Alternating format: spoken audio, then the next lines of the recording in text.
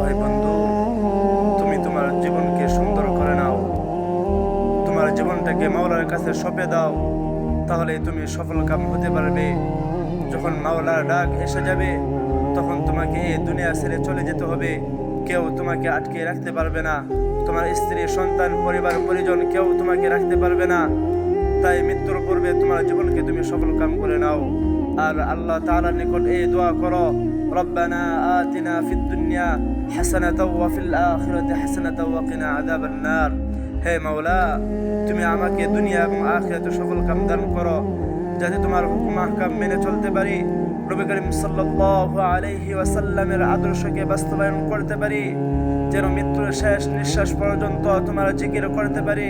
সেই তৌফিক তুমি আমাকে দান করো, সেই তৌফিক তুমি আমাকে দান করো। তাহলে বন্ধু, তোমার এবং আমার দুনিয়া সফল কাম হবে, এই দুনিয়া এবং আখিরাত স্বার্থপর হবে।